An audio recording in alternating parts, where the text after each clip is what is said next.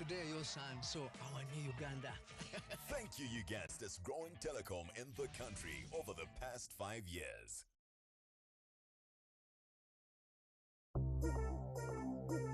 It doesn't matter where we are. We bring it wherever we go because space doesn't determine our expression. Our moments are golden, timeless, and enjoyed in Mpola because Mpola Enjoyments is about our crew, our vibe, and our beer. Bell Lager, fresh vibes, Mpola Enjoyments.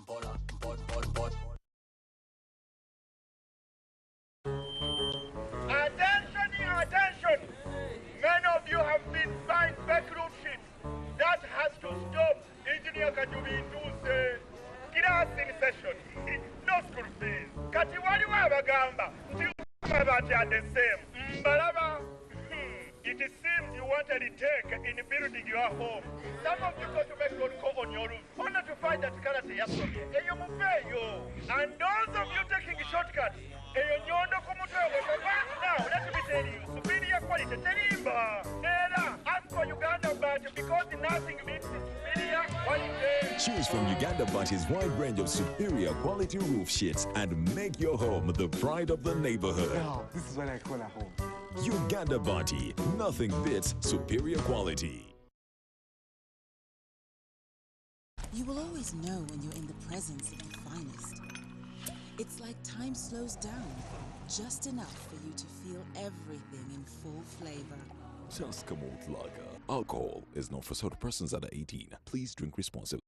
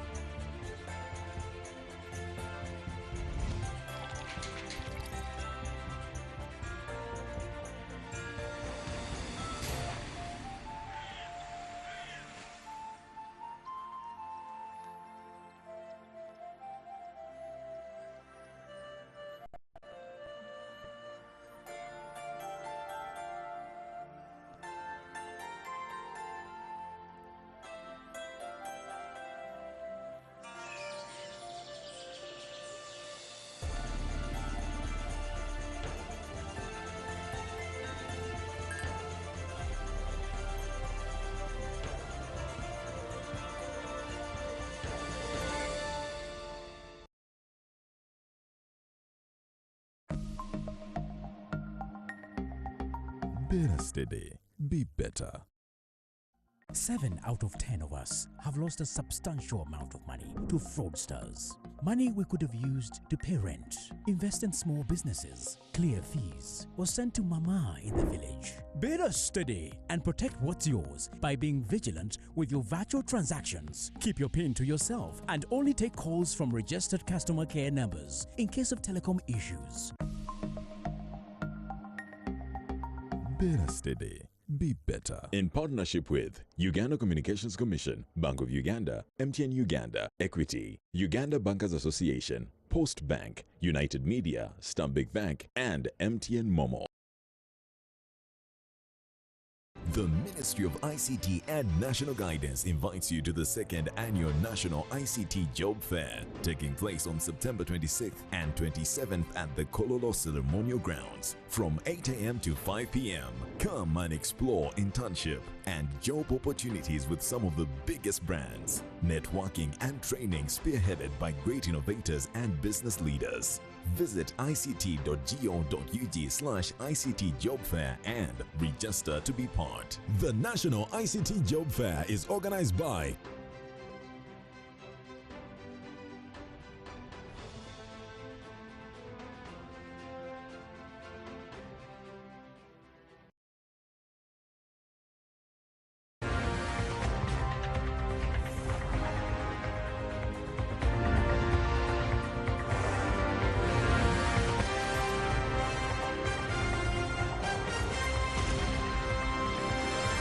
NBS Frontline. You're still watching the Frontline on NBS TV, and we're discussing the suspension by the police of mobilization activities by opposition political parties, particularly the National Unity Platform and the Forum for Democratic Change, which was supposed to be holding a delegates conference. Not which was supposed. We are holding a delegates conference next week on Tuesday. In defiance of the police? No. Communication to you? You can only accuse us of defying the law. Are you defying the law? No, we can't defy the law. We have notified the police as the law requires. So they are antics, antics against the law. And you've read Section 32 of the law? But Mwangusha, yes. The police has not even said don't proceed. They said we shall not provide security. And we will give ourselves and security. It is okay. In the case of the FDC. If they have declined to give them security. Okay. Crispin Kahiri is watching us and says, balancing counterterrorism efforts with the protection of freedoms and rights is a very delicate equilibrium. In my view is that respecting human rights and safeguarding freedoms are not only ethical imperatives, but also strategic assets in the very fight against terrorism. And he had said earlier that, is it possible to strike a balance between addressing legitimate security concerns and upholding democratic principles, including the right to peaceful political assembly? While terrorism is a real global concern, it should not be used as a pretext for suppressing fundamental rights and freedoms. The point that should be made is safeguarding civil liberties and human rights remains essential to democratic societies, even in the face of security challenges. Andrew, a quick one. Where do you strike the balance? Where politics is as dominant as is, and the fears that you talked about, and you have legitimate concerns about security, especially terrorism. Well, at least what I would say is that the foundation of any democracy is a stable political order. So to be able to enjoy your liberty, you must first have order. In other words, you must have a state able to exercise a monopoly over violence. And that such a state must have more power than any other single individual or organization can command in that particular territory. By the way, for the state to perform its basic functions of ensuring law and order, it must enjoy more power than any other single person, individual, or organization. Why? Because if any other organization had greater power than the state, then they can wrestle power. They can wrestle that control from it. So, the foundation of a democratic society, a liberal democratic society, is order. If there is a conflict between order and liberty, liberty will be the one to suffer. The equilibrium, where does it fall when you're talking about the difference between the state and the regime? Because the state can be stable and a regime unstable. Well, sometimes what I would call, I don't know what you mean by a regime, because those are tropes used by the Western world and the journalists. I have never had CNN say the Biden regime. They always say the Biden administration. So why is it the Museveni regime? Well, regime so and administration, regime and administration are basically the same thing.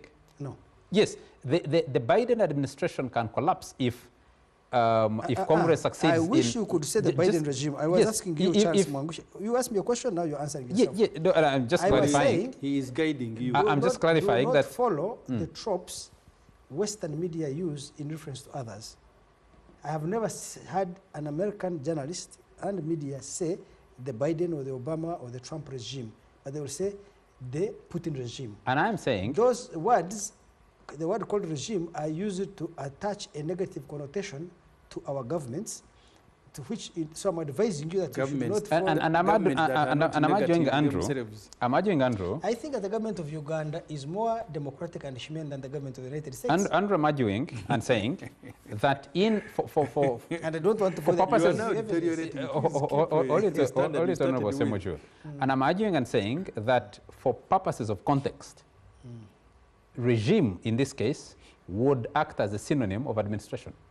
But why do you and regime is really... Charles, you have disagreed with Andrew. Can you allow him use the phrase he wants to use? The two people he wants to use the word administration. No, they don't want to debate. They're actually debating. Go ahead, Andrew. Charles, what I was rejecting is you using the same racist tropes Western media use in reference to other governments, and you should avoid it. You can say the difference between a state and a government, but you don't need to say regime. Having given you that advice as your grandfather, I can come to this issue. You see, Uganda is not the United States or Belgium. Here you have a process of state formation and nation building going together. The interests of the government and the interests of the state are really intermingled at a very, very high degree. That many times the things that threaten the government also threaten the state. There are many things that can threaten the Biden regime, let me use that word, that may not threaten the institutional integrity of the state in America. But many things that can threaten the government, the Museveni administration, can also be injurious to the institutional integrity of the state of Uganda. So we live in two different contexts. And to that degree, we need to appreciate it. And what I was saying is, in a country like this, I don't know whether you're watching what is happening in West Africa. You have democratically elected governments in Mali, in Burkina Faso, in Guinea, and Niger, which have fallen out of power. Fallen or removed? Okay, but they have. I thought you said elected governments, but when you said democratically elected governments, the qualifier democratically elected. Yes, because in those governments, actually, in practically all of them, you had an opposition candidate and the party defeat an incumbent to come to power. That's why I did not mention Gabon. In Niger, Burkina Faso, they call it Niger in French, Niger, Burkina Faso, Guinea, and Mali. The governments that were overthrown had actually come to power from the opposition. They were not incumbents clinging to power. They were opposition upstarts who had actually wrestled power from incumbents. Isn't that the reason they were removed? And I don't think that the military was loyal to the old administration. It is simply that those countries in the Sahel are facing security threats emanating from the overthrow of Gaddafi and the release of so many small arms that have saturated in the area. And each one of them is facing a rebel group, and that rebel group is threatening the security of the state, and the civilian administrations were incapable, or the army did not see them as effective representatives of the security of the state. So they fell. And that context should also warn us it is not true that we are over the problem. I have my issues, by the way, of the people seated here and in the whole of Uganda, including Bobo and Vestia combined. I think I have greater criticism of Museveni if we had fundamental issues on policy, on practical every single thing than them. Where I disagree with the mainstream opposition and that's why someone is surprised by what I'm saying. No, I'm not is surprised. That, no, but you're saying this is the old Mwenda. This Mwenda of 2000, the criticism I will make of Museveni and make it today. You're about to deteriorate. Now you've gone back to... Yes, the point I was going to make is that I recognize Museveni's contribution to Uganda at two levels.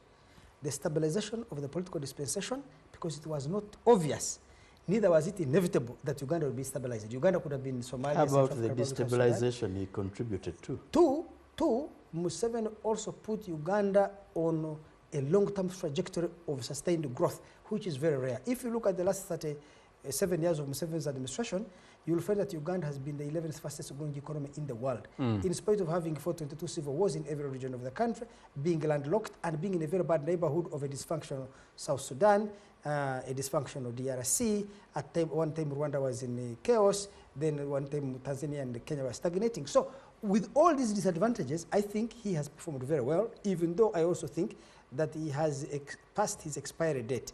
He has grown old and exhausted, both intellectually and physically, to provide dynamism and zest. The many people who believed that Muammar Gaddafi had achieved exactly the same thing over 42 years.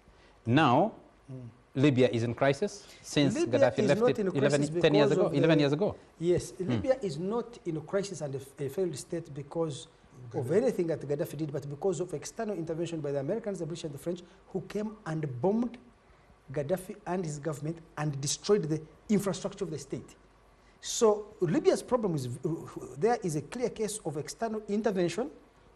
At what stage did they intervene? Opportunistic. They intervened when that country was stable. And I'm sure those demonstrators were demonstrating. Didn't that country fail to manage a transition, the future? Didn't it fail to envisage a future without Gaddafi? Isn't that the bigger problem? I don't think that was the problem. The problem was that many countries after Gaddafi, maybe his son or anybody else could have taken over and the country would have continued as a stable country. Could have. Yes, it's a very high possibility. But what I can say, the tragedy of Libya has very little to do with the Libyans and with Gaddafi. It has to do with the interests of the Americans, the French and the British and NATO, who came and bombed that country. And let me tell you another thing. You see, they came to Libya saying they came under the right to protect. am I correct? That Gaddafi was, quote unquote, threatening to kill Libyans. They sponsored militias like the Misrata Brigade, like militias they want to sponsor here in Uganda. Those militias they supported are right now killing Libyans. How come they are not evoking the responsibility to protect? Why did they think that Libyans need to protect, be protected, hold a second, from a threat of Gaddafi threatening to kill them, but they cannot protect the people of Libya from the actual mass killings by their own militias whom they put there. And then they leave and go and indict Putin for war crimes, and they don't indict Obama, Cameron, and Sarkozy for the same war crimes. So we must also understand that we live in an international environment where you have bullies who control the international system I hear you, Andrew. Use it to destabilize poor without countries. going so much into Libya. Libya is actually going through a crisis now. There's been flooding there, and anything up to 20,000 people feared could die or could have died out of that flooding, which broke 2 dams just the other day. Where I disagree with you is that in that context, countries like Uganda, like Libya, would fail to know that you live in an international system that has bullies and that without historical precedent. No. Taiwan is regarded by those same people as a great democracy. Chiang Kai-shek ruled that place for 45 years. Gaddafi did 42. Yes. I have seen leaders who have been there for 50 years, Castro, and Cuba has not broken apart. The fact that Cuba, you love Lee Kuan Yew from 1956 to 2013 when he died. He was prime minister for about 40 years. Then he became minister chancellor when he put his protege there. When his son became minister mentor. So he remained in cabinet up to the time of his death. He was in power for about 60 years plus.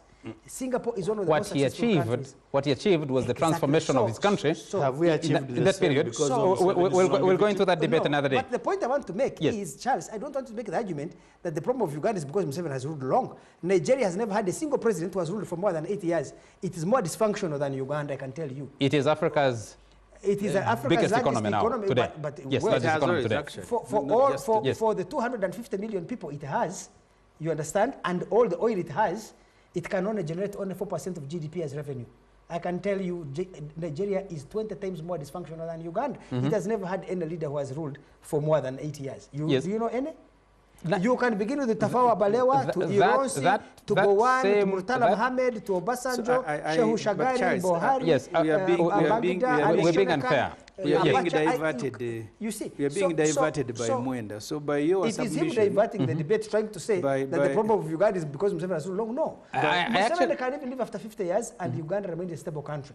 Like Kaunda left after 27 years, or Nyerere after 24 years, and they left stable countries behind. It has nothing to do with the longevity of any administration. I think you diverted the discussion. I think you diverted the discussion to. It is you, actually. It is you who brought these issues because you want to see that there is a problem with Museveni ruling long. Before Museveni came to power, Charles, Museveni came to power in 1986. We had been independent for 23 years. We had had 8 governments. Divide 23 by 8. You'll have something like 2.6. And how many of those had Museveni brought down? But gentlemen, let's proceed with this discussion. Having short-lived governments did not help Uganda in any way. It is because I am against these tactical things. I want to deal with strategic issues. Start with Idi Amin, go to Yusuf Rule, go to Binai. So why don't you destabilize him and remove him? You see, if you say others fail because Museveni destabilized them, has Museveni been short of destabilization? Museveni has fought 22 civil wars in every region of Uganda. I am sure there have been many coup plots.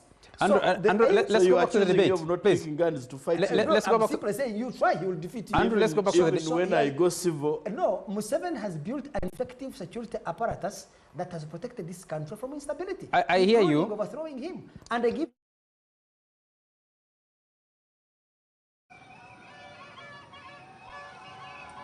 I read. I, Kasande Mirab, being the returning officer for Hoima Electoral District, having added up the number of votes cast as recorded on each declaration of results form in accordance with the Local Governments Act, Cap 243 as amended, declare that the total number of valid votes cast for each candidate are as follows. Aguda Moses, Noop, 3,972. Mugisha Uthman Barak, NRM, 18,353 votes. Mugume Ronex, Independent, 179. Muhumza Vincent Savannah, Independent, 22,071.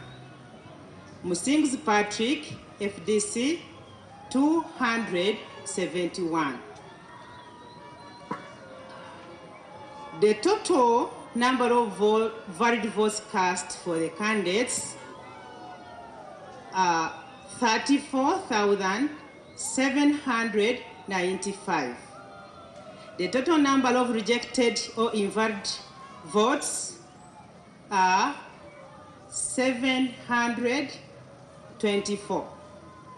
The total number of ballot papers counted were 35,519. The total number of spoiled ballot papers were 56. Accordingly, as returning officer for Hoima Electoral District, I declare Mugisha Uthman Barak, who has... This is NBS Breaking News. My electoral district.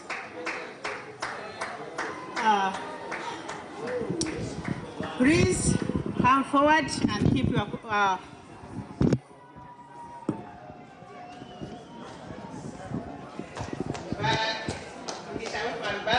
Congratulations.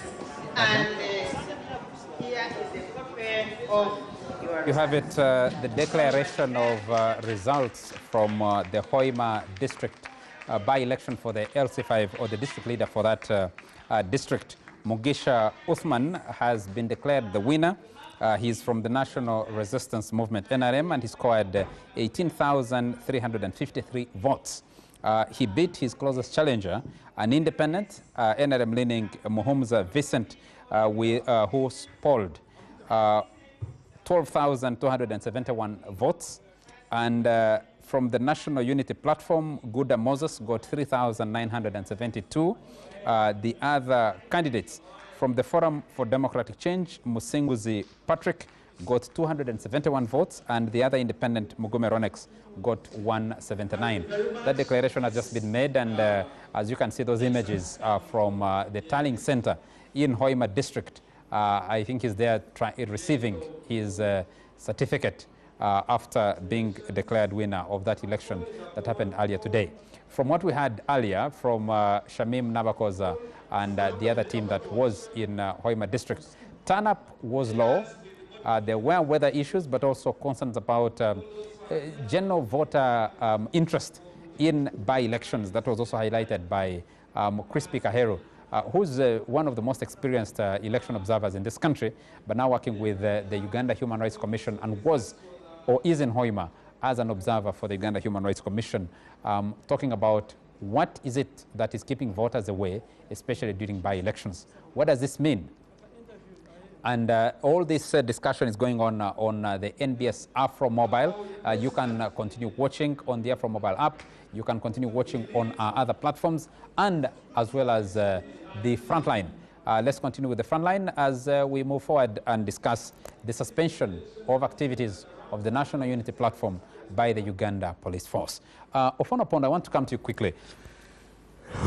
Can peaceful coexistence be maintained? The balance between the concerns of security, which are legitimate, and the democratic political mobilization efforts? Well, first of all, I want to say Crispy Kaheru, actually, that's his home district. Yes, it is. Hoima, and I want to congratulate our candidate, Mubarak, and commiserate with the FDC, whose candidate has just got 271 yes, out of about 40,000 votes.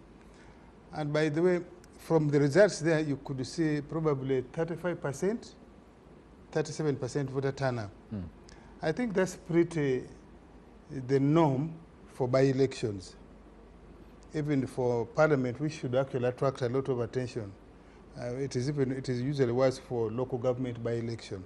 So I think, but yes, first of all, Mr. Mwenda here said my statement is as if to say I want bad behavior, political bad behavior, sectarian innuendos or overt accusations to go on. No, I am saying I fully know that Kyagulanyi was being sectarian, was making unsubstantiated allegations that, but I think the lawyers call it criminal libel. Because if you say that President Museveni killed Archbishop Ruwanga, killed Karisire Gwanga, killed Muzata, and others, you are trying to... Yes, he has never killed any person. You are trying to say it... no, but if he has killed Semuju, and you're saying he has killed Segon when he has not, you are clearly telling a lie. Actually, that's not so, no, I'm not saying... So I'm simply saying the government machinery, the NRM political machinery, has the ability and should have the responsibility to go and say, look, on the case of Archbishop Ruwanga, his personal doctor read out a postmortem when he died in public. And that postmortem did not say that Archbishop Ruwanga was killed by Museveni. So it should be our job to prove to the listeners, the audience of Uganda and Kyagulanyi, that Kyagulanyi is a liar. Now, if there is somebody who wants to take him to court, should take him to court. We don't want to give him publicity, undue sympathy, because police is mishandling. I fully appreciate the concern of the police that there could be people there uninformed, facing different pressures, who will think that their poverty, their predicament, is because they are Banyakore people, or Bachiga people, or Jopadore people who have bought and have successful ranches. But that can be handled differently. So I disagree with the method of the police in this particular instance. Now, if they are citing that there were people who died on a road accident in Hoima due to recklessness, I would want Mr. Nanga or the police to produce the charge sheet of the reckless driver. You don't wait until sectarian statement is made in Ruwero, then you cite an offense in Hoima. When people add 1 + 1, it will not equal to 2. So police will not. But also let's go back to the history of our sectarian law. Since 88, I think, when it was enacted. No, it was actually during the colonial times we inherited. No. Even the NRC reenacted the statute. Yeah. Yes. Where have we had successful investigation and prosecution? So these are some of the laws that actually, yes, they can be on the statute books, but I think it makes us look as if we are jokers. That audience of Kyagulanyi, of Luwero or anywhere else here in Buganda, or the people in Mayuge who are quarreling that UPDF is high-handed on the lakes, who of them is going to side with the police that actually Kyagulanyi was being sectarian? Who? However, you can go back to that same audience and explain to them that this NRM is not sectarian. If Kyagulanyi is complaining about or is raising the fact that Luwero, which was the maker of NRM revolution, hasn't benefited, it should be the NRM people to go and say that, look here, all the ministers for Luwero Triangle, as far as I remember, save for 2, Sarah Ndoboli Kataike, and now Alice Kaboyo. The rest of them all have been Baganda from the Luwero Triangle. So if there was political failure to supervise the Luwero Triangle docket, the Baganda ministers are the ones responsible. We can pull out the budget for the last 37 years and show the budget and its outcome. And we can squarely place the blame. So I am saying that's what the government, the NRM, political machinery ought to do, and not give Kyagulanyi. Now, you are saying, where is the balance? If I were Kyagulanyi and members of NUP, I think they're the ones who should go back and say, by the way, Mr. Principal, have you understood the import, the effect, the impact of the statements you made? Do you see how we are getting the heat in the media? And that should force them to have self-introspection. And hopefully, they don't have to change the message, but they can change the packaging. So the onus is really up to Kyagulanyi and NUP leadership. Do they want the rest of Ugandans to see them via these accusations that they are sectarian? They are a group of leaders who lobby and who throw around unsubstantiated allegations on things that are provable. For example, those cases of the death of Kasirye Gwanga. What competence does Kyagulanyi have to declare somebody a murderer? And so on and so forth. So I am simply saying we could have handled this differently. It is the same thing which we have been doing here. Arrest. Probably you don't need to arrest, you need to summon somebody to come by themselves to the police or to court. You don't have to arrest, so that you deny them that publicity. And for me, I thought we can bring Kyagulanyi here and we debate policy. So is it a failure of the NRM, the ruling NRM, to send its cadres to counter that message? No, partly it's failure to do that. I think the NRM is so satisfied that we are complacent. We are not doing the things we are supposed to do politically. So now, they are satisfied that you have the Major. Therefore, the Major will do it for you. No. The Major, the police should do its work as they are doing, but there must be political explanation. The police should do its work because I'm not privy to what other issues police has in order to say, maybe let us suspend so that we curtail, we nip this in the bud. But I'm saying the NRM has a responsibility to answer Kyagulanyi publicly. What we say, the lies, because it's mostly on lies. It's mostly on lies. Has the NRM in a way been intimidated by the crowds Kyagulanyi has been able to pull? Through Fort Portal, through Kasese, through Mbarara?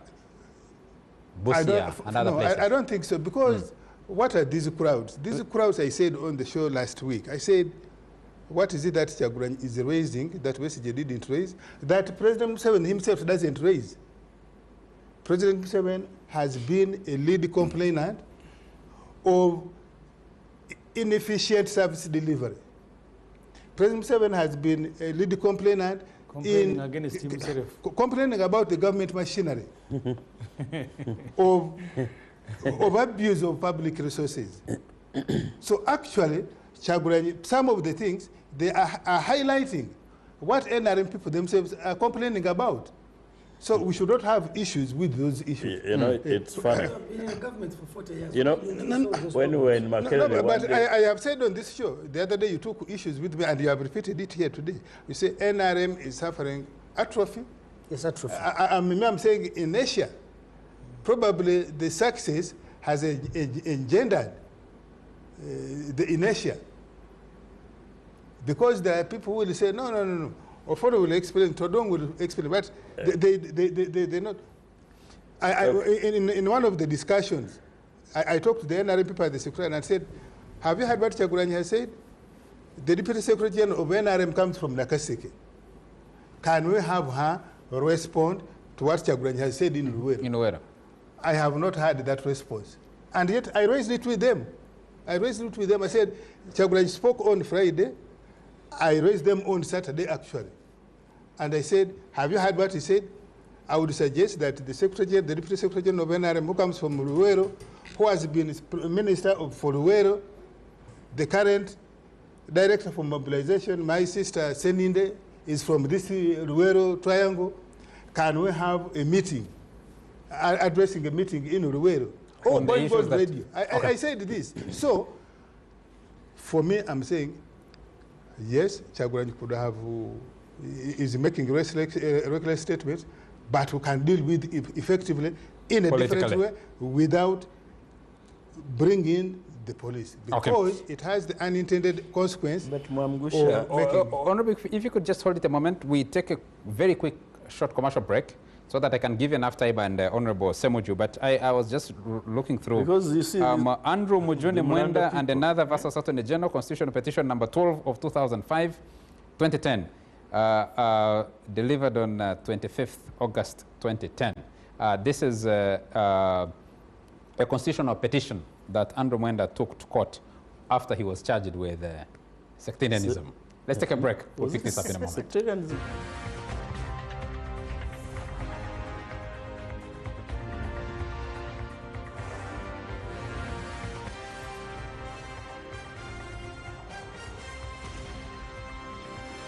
NBS Frontline.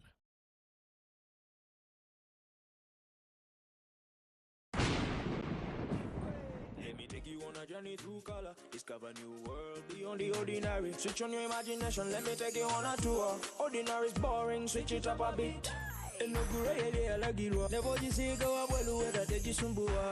Ordinary is boring. Our paint is not. That's why Duracoat Color Mania machine gives you up to 4,000 amazing color shades. Visit your nearest dealer for more information today. Duracoat. Ask the experts. Whatever sport you enjoy, Sport Action on NBS Sport has you covered. Whether you want to support the Uganda Cranes or our netball team, golf or athletics, both domestic sporting events in Uganda and international sporting events in which Ugandans compete are the subjects of our attention. What are you still holding out for? Catch all the excitement on Sport Action by tuning to NBS Sport, brought to you by MTN, the #1 supporter of Ugandan sports.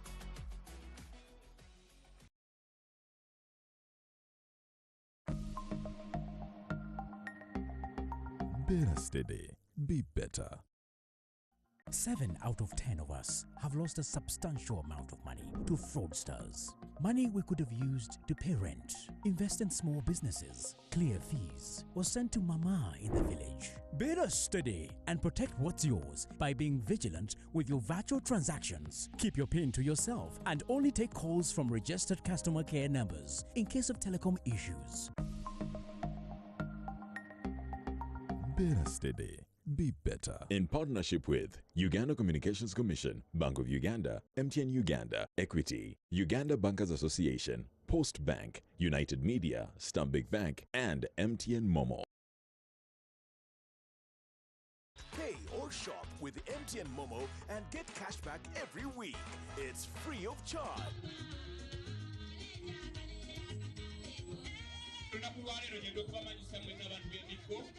Tuliabanga tukwasa omwanguzi wa pikipiki ye mpyaka njagala okutegeeza buli alaba era awuliriza nti kyaddala Nkutu Ibrahimu yewangulidde Bajaj Boxer ye merchant waffe alina business mu Mbiko. MTN ekuwaire pikipiki eno ng'ekwendeza ogivuga ekuyambeku ate nga n'obulamu bwo tubwenda so ndikiriza nkugemye elementi yo ogikozese nga givwale buli wavuga pikipiki eno weebale ino kano ke kabikola kokka nze mbadde nyiganga ebintu ebyo nga mbikola naye nga mbadde suubira musolo kw'omuwanguzi olunaku momo ya ddala momo terimba yingira mu kazannyo owangule. Use the Momo app or dial *165*3#.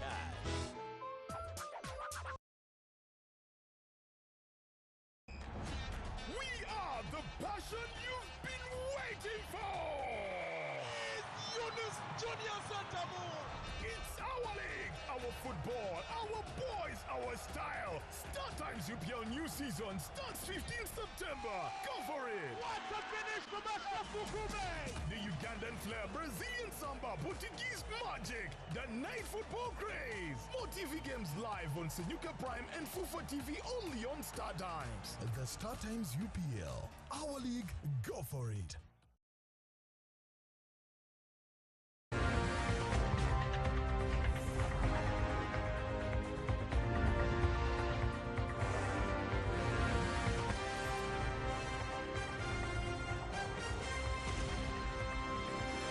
NBS Frontline. Everything I say there was true. That's why it's very around. Because I look at that situation. You're still... My apologies. You're still watching The Frontline on NBS TV, and we're discussing Andrew Mwenda's petition to court in 2005 after he was prosecuted. He was charged. I don't know if you're prosecuted. I was prosecuted, yes. Prosecuted for sedition and promoting sectarianism. Yes. And then you went to court. I sought protection from the courts. Yes. Okay. And then you sought the... What was the case about? It's comments that, statements that Andrew Mwenda made on his show, Tonight with Andrew Mwenda Live on KFM Radio, following the death of John Garang. What did he say? I was looking, I just put off the, I just put off the case. Yeah?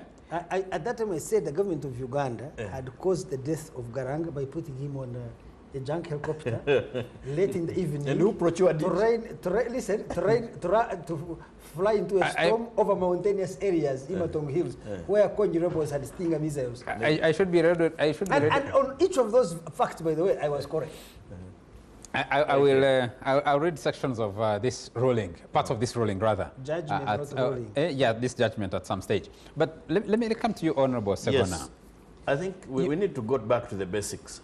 Your principal made statements that many people debating on social media and other platforms have judged as being tribal and sectarian. Okay. First and foremost, and these are the basics, you cannot judge me by what you perceive. You can only judge me by my statement. And that's the essence of the Andrew Mwenda decision. Because the Andrew Mwenda decision, especially the lead judgment of Justice Mulenga, was that Andrew Mwenda was even entitled to tell lies. And what you perceive, I cannot be judged by what you perceive, because perception is neither right nor wrong, first and foremost. I waited for a statement, because you're talking about sectarianism. Sectarianism goes hand in hand with ethnicity. I was waiting to hear that ethnic group, that Honorable Chagba, when he talks about people who went, overthrew a government, came in tattered clothes, even when they have been defended to have bought some 50 acres of land, you know. Now somebody is talking about 50 acres. The other day somebody said, oh, he went and borrowed the money from UCB, from UCB back then as a cover-up to hide and go to the bush. You're mixing up issues. No. I know, and they are not mixed. I have consistently said that in 1980, M7 did not have land. I want to challenge him to go and bring me a sale agreement where he bought that land in 1980. I'll give him a cow, because that is what the Banyankole treasure most. Njamuwente. That's number one. Number two, Kyagulanyi talks about a group of men and women who captured power and started grabbing land. Now, if you complain, you must be one of them.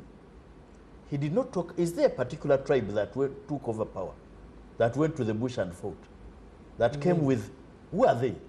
I want to hear. Maybe I need to be educated of our history. Isn't there context, Honorable Segona, Before when you're context, speaking, when you make reference, yes, you know the law. There is a group of men. Yes.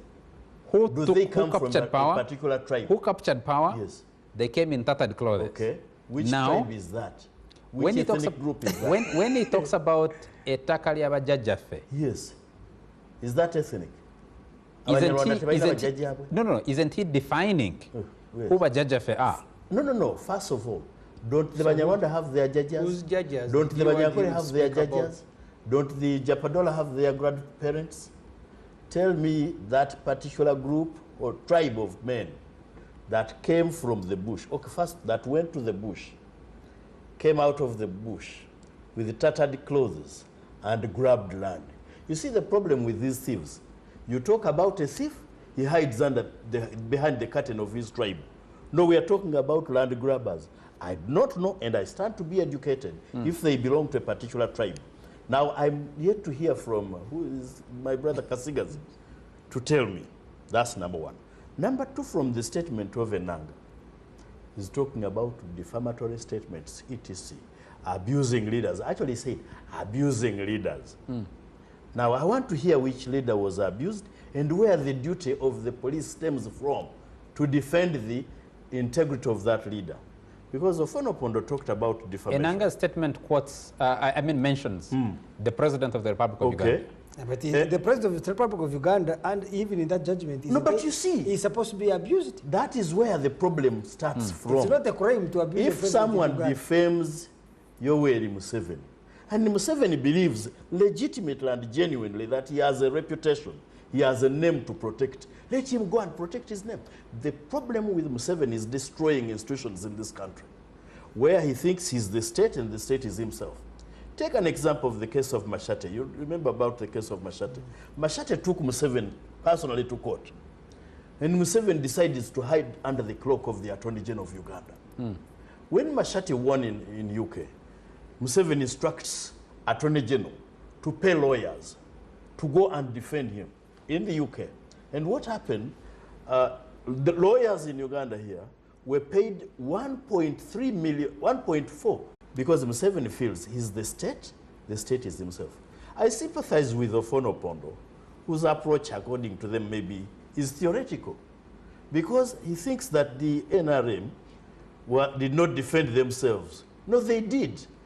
The only thing they did is they used the machinery they are used to, which they think is part of their machinery. And that is the police, that is the army. If you're talking about protecting the law, for example, Museveni's son, as he prefers calling himself, was in Kabale, was in Bukedea. Everywhere he has been able to gather some people. He has been moving on the streets. On our part, by the way, contrary to the perception, on our part, by the way, contrary to the perception you're creating here, the police has continued to block the road and say, take this direction. And we have obliged. We have obliged. We have never made an agreement with the police that we shall follow their directions. We agreed to follow the law, first and foremost, and we have followed the law to the letter. Number two. And the law, under Section 32. You said 32. 32. Yes. Requires you to follow the regulation of the police. No trouble, no trouble. Yes. When we followed those regulations, because we agreed, don't take this route, we take it. And Ofono Pondo was spot on when he said, there are spontaneous gatherings. What happens when people come? The only thing we can ensure is peace on our part. We are going to open our office here. A person was killed during one of your processions. Who was killed? In Hoima. That was an accident. Museveni's motor vehicles have been killing people on the roads. But you're a lawyer. You are a lawyer, Honorable Segona. Does it mean that if someone else commits a crime or an offense? No, we did not commit a crime. No. If someone commits an offense, yes, then you justify your own? No, absolutely not. I'm saying it was an accident. No, you keep referring to the same way Museveni's convoys. That's not an excuse, Honorable Segona. No. The same way Museveni's convoys meet accidents on the road. This was typical, an accident. But I'm also not averse to you getting, like Ofono Pondo said, the person who was driving that car, if he was reckless, charge him in a court of law. By the way, even when Kyagulanyi commits an offense, charge him in a court of law. You cannot first assume powers you do not have, and you say, no, you will not continue.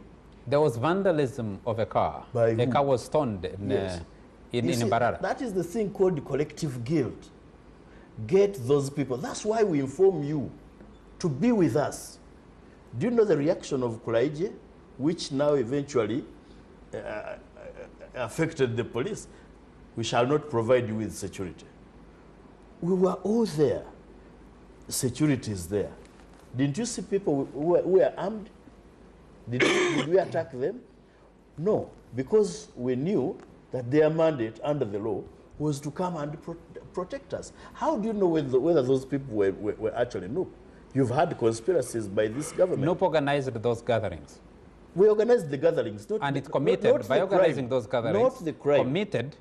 committed itself to managing those gatherings. No. Yes. We do not commit to take over the role of police. If you find a criminal, even amongst ourselves, do your work. For those ones that might have vandalized somebody's car, police, go against them. You cannot go against us. So, first and foremost, there was no sectarian comment from my president. He only spoke the truth about a gang of men, I don't know if there were women also, who decided to loot this country and buy land. We do not know if they belong to a particular tribe. That one we are learning from the reaction, that maybe they belong to a particular tribe, and we are going to investigate that tribe and see if it exists. So do you know the people who looted the country and bought this land? You want them? I'm asking you, do you know them? Ask Kasigas, because he's saying we are inciting violence against a particular group. Kasigas knows them. He will bring them to you. Now the next campaign. Do you have a responsibility to identify if you know those gangs that looted the country? Do you have a responsibility to report on that? If I have not talked about them, you do not constitute a crime out of that. I will tell you that group at my leisure. You said that people have convenience. You said at my leisure. You just said convenience. You just said and pleasure. That your president talked about a gang of men who looted this country and bought land. Yes. Who are those men? He will tell you at his leisure, pleasure, and convenience. Now, before he even tells you, you start saying he's targeting a particular group. Then you tell us that group. So I think ultimately it comes back to the same thing. A tribe called looters. Yeah, if you create it in the constitution, then you will charge him with that offense. Now, let me say something about the truth, okay?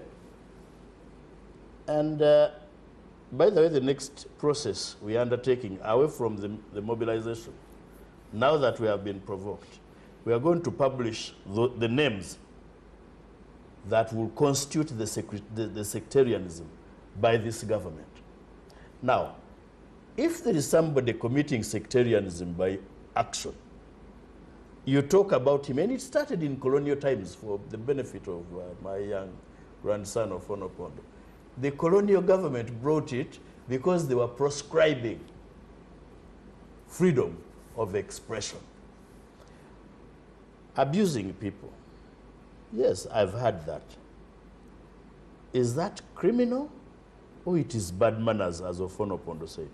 If you feel that somebody was abused, is that your responsibility as police? Are you enforcing law or ethics? Now that they talked about, because you were tempting me to agree with you that they were looking at the president's son, who I know has many sons. I don't know, they may include some people on this panel. For young people like you, he has been calling you grandsons. Maybe for people of my age, or older than you, we could be sons.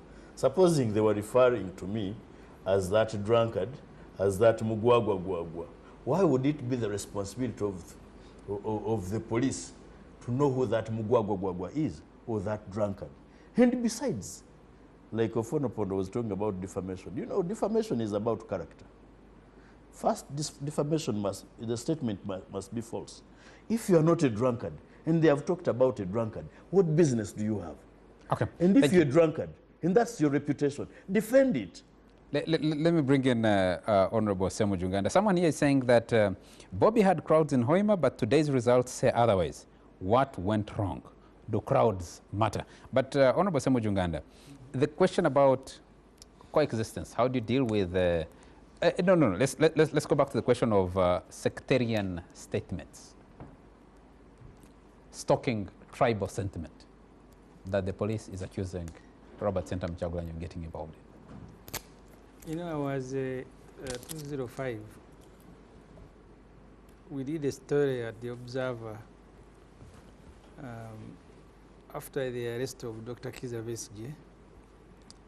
The Honorable Salam Musumba said Besigye had been arrested by Bahima generals. Incidentally, we had a photograph of Sare Tumwine and Sare Tumwine and Tinyefuza. So we did that story and published that photograph. I was arrested with James Tumusime, and we spent the next 2 years reporting to court. But eventually, I don't know whether they withdrew, but the matter eventually died. But I also went to court. I went to the East African Court of Justice. And the reason I went there was that at that time, all the generals in the military were Bahima. And the Aronda defended, he said it was historical because at the time of going to Luwero, they could not mobilize everybody. They are the ones who went to Luwero to fight. that was the defense by the CDF then. In Uganda, as a person, I don't know of anyone who is as sectarian as Museveni. I don't know. There was time you need to read and interact with John Kazora when he convened the meeting of Ankole Parliamentary Caucus under the leadership of Mzee Augustine Luzinana. That's when he said, do you think that Speciosa Wandera Kazibu is a vice president? But when you appoint her, the women, the Catholic, the Wasoga are going to be happy. Do you think that J.J. Odongo is a army commander? He said, it is sort of like Panafanaria, the jeeps, the military jump there, then they think they're in the government. When he takes a helicopter and it lands. Yes.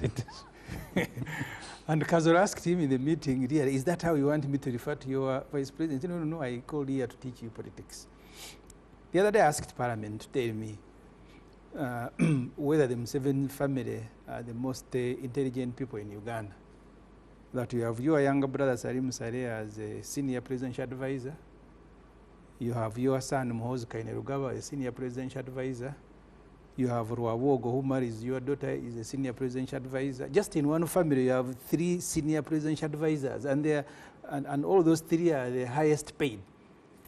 Even I asked, you employ a person like as a presidential advisor, Gerard Sendawula, with all his qualification and experience, so you pay him 2.5 and Rwawogo 15 million. So I don't think Museveni, on matters of sectarianism, Museveni should keep quiet completely and his family, because they are guilty. Mr. Museveni hasn't said anything. The police has been speaking. His family hasn't spoken. The police has spoken. Mshega told me when they were enacting the anti-sectarian law, that law was about publication, was about speaking and writing. And he said, you see, we had just come here with a revolutionary mind. We didn't even imagine that sectarian can be by action, that someone can appoint only people. So we are more interested in those who are promoting sectarianism by writing and broadcasting it. So those who are going to practice it, there is no offense for practicing it. That's why nobody has ever charged anyone.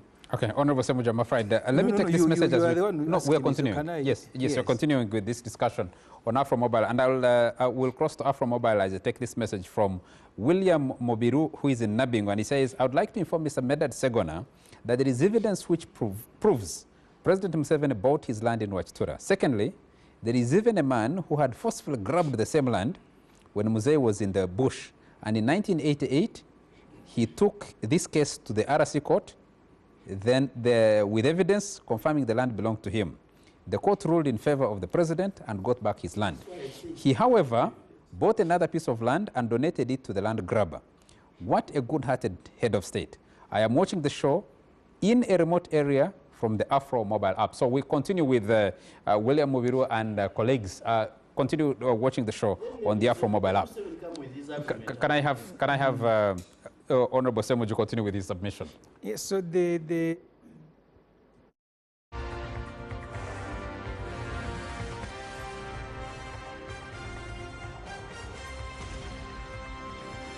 NBS Frontline.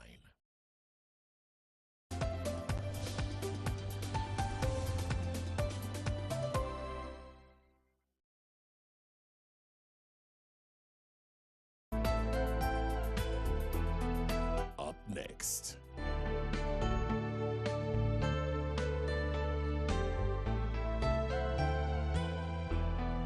Brought to you by Rock Boom, now in a new bottle with the same taste and same positive energy.